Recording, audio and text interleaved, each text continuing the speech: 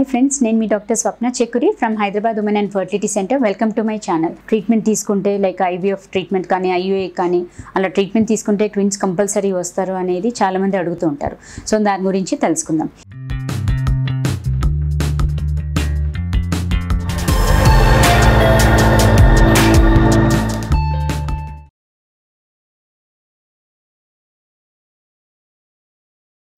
ఇది మాత్రం purely myth అన్నట్టు. అంటే ట్రీట్మెంట్ తీసుకోవడం వల్ల ఖచ్చితంగా కవలలు వస్తారనేది గ్యారంటీ లేదు and it's purely a myth. So basically ఏంటంటే IVF ప్రెగ్నెన్సీస్లో ఇప్పుడు మనము న్యాచురల్గా అయ్యే ప్రాసెస్ మనం బయట చేస్తాం. సో న్యాచురల్గా ఏంటంటే ఎగ్ రిలీజ్ అవ్వడంలోనే వీర్యకణం వెళ్ళి కలవడము అండ్ ఫలదీకరణ చెందిన తర్వాత అది ఎంబ్రియో లాగా ఏర్పడము అండ్ అది గర్భసంచి లోపలికి వచ్చేసి అతుకొని ప్రెగ్నెన్సీగా ఏర్పడుతుంది.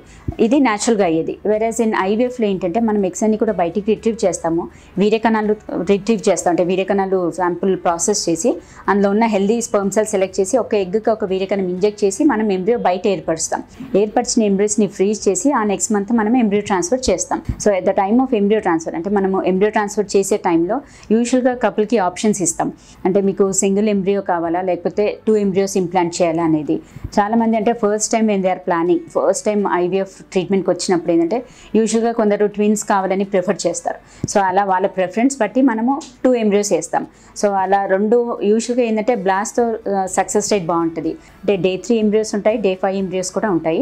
మెజారిటీ ఆఫ్ ద సెంటర్స్లో ఏంటంటే Day 3 ఎంబ్రియోస్ వరకు పెంచి అవి ట్రాన్స్ఫర్స్ చేస్తూ ఉంటారు.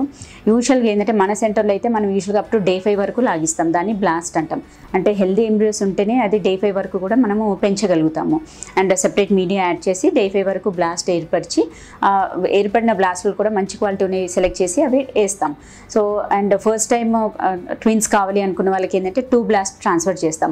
కొందరు లేదు మాకు సింగిల్ ప్రెగ్నెన్సీయే కావాలి అనుకున్న వాళ్ళకి ఏంటంటే ఒక బ్లాస్ట్ ట్రాన్స్ఫర్ చేస్తాం.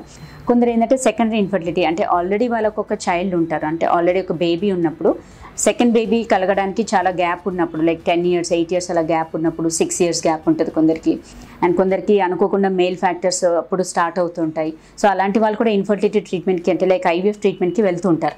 సో అలాంటి వాళ్ళలో కూడా మనము ఖచ్చితంగా అంటే వాళ్ళకు కన్సర్న్ తీసుకొని బేసికలీ వి గివ్ ఆప్షన్, కపుల్కి ఆప్షన్ ఇచ్చేసి వాళ్ళకి ఆల్రెడీ ఒక బేబీ ఉన్నారు కాబట్టి మనము ఇప్పుడు ఈ IVF ప్రొసీజర్లో సింగిల్ ఎంబ్రియో ట్రాన్స్ఫర్ ఇస్తాం. ఆ సింగిల్ ఎంబ్రియో కూడా Day 5 అయితే బెటర్ ఆప్షన్ ఉంటుంది.